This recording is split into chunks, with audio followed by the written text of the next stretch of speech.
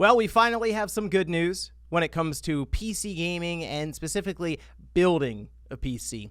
The video card market has been absolutely out of control for like the last year and a half to 2 years, and a lot of that had to do with all the video cards being bought up for like mining crypto, as well as the supply chain disruption and the chip shortage. But now it looks like we're seeing a bit of a shock here to the market that sent prices actually plummeting on some of these cards. And in fact, we're getting pretty close to a buy zone. Guys, if you enjoy these videos, make sure you hit that like button, helps out a ton. And if new here to the SpawnWave Plus channel, make sure you are subscribed down below. First off, let's head over to eBay.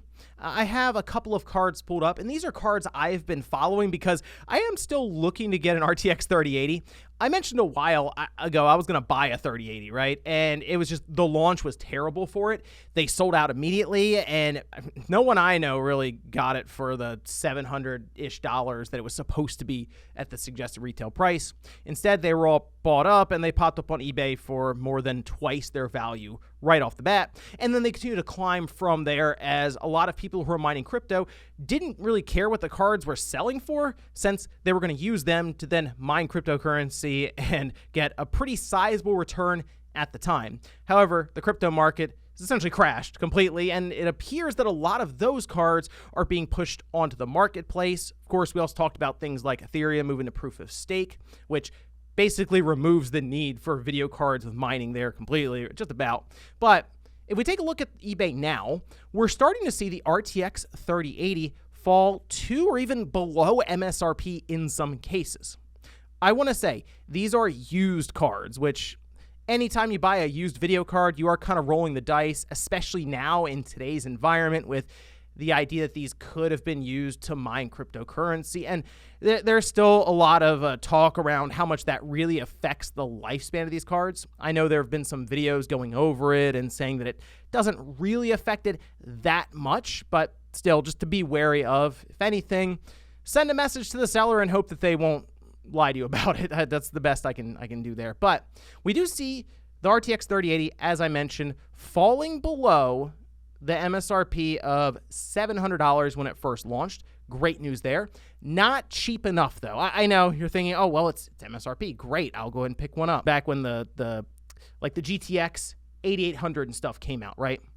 Serious card. It was like $500 or $600. Sent other cards like plummeting in value to the point where we were picking up certain cards like I think the 8800 GT was out, but before that, the 7 series cards, I mean, we're like half off then, right? So it was a lot easier to pick up deals on cards then versus now. And that's kind of how I still look at video cards when I'm shopping around, is sort of that price to performance mark.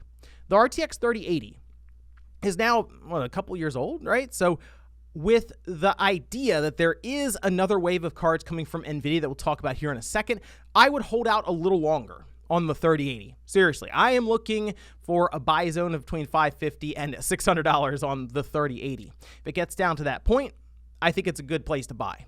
The 3080 is still a very good card, and for most people who are maybe playing at like 1440p and looking for over 100 frames per second, that's a good card to pick up for it. Now, if you want to go a little higher than that, the 3090 is also dropping in price. In fact, we're seeing the 3090 dip below $1,000 used, and that's a good sign, because I'm looking for the 3090, I'm not even kidding, around $800. And beginning of this year, that'd be unthinkable, but we are on that trajectory right now. And the biggest thing to me, as we're kind of scrolling through and seeing some of these cards for the 3090, the biggest thing to me is what Nvidia does in the next month or two.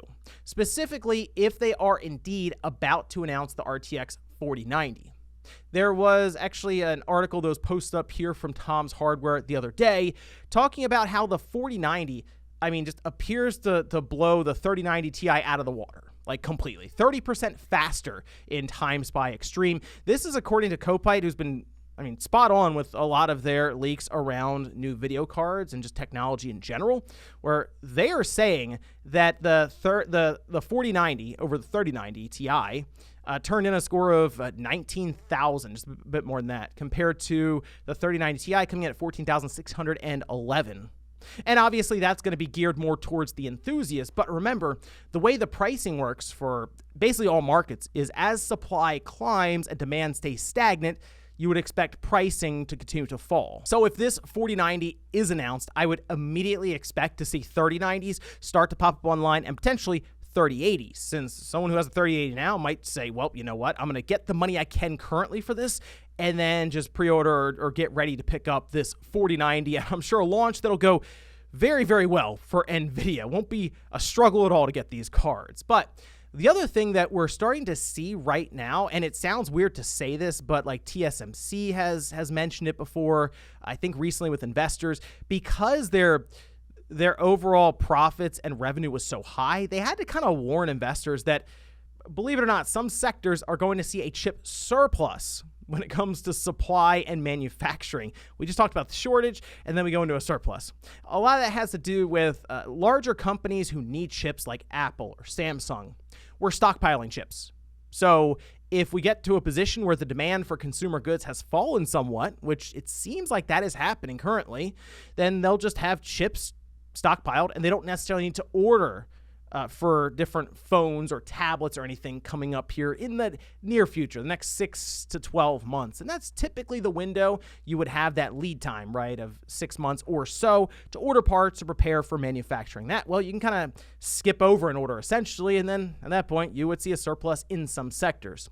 It sounds like the automotive sector is still going to be at a bit of a shortage, and in fact, it appears that a lot of the supply line is going to kind of gear more towards that to try to even things out. But remember, that's something that would just overall affect Nvidia on top of them announcing their 4090.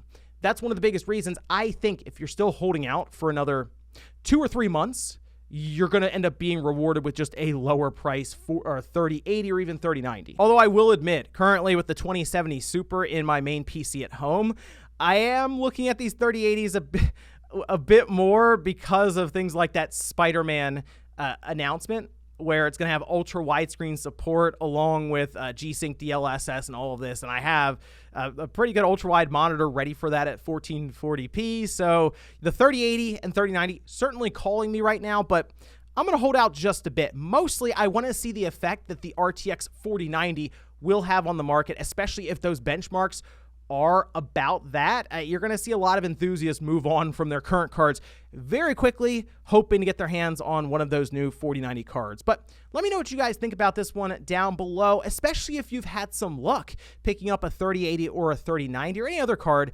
recently, close or even below retail price. Thanks guys for watching, and I'll see you next time.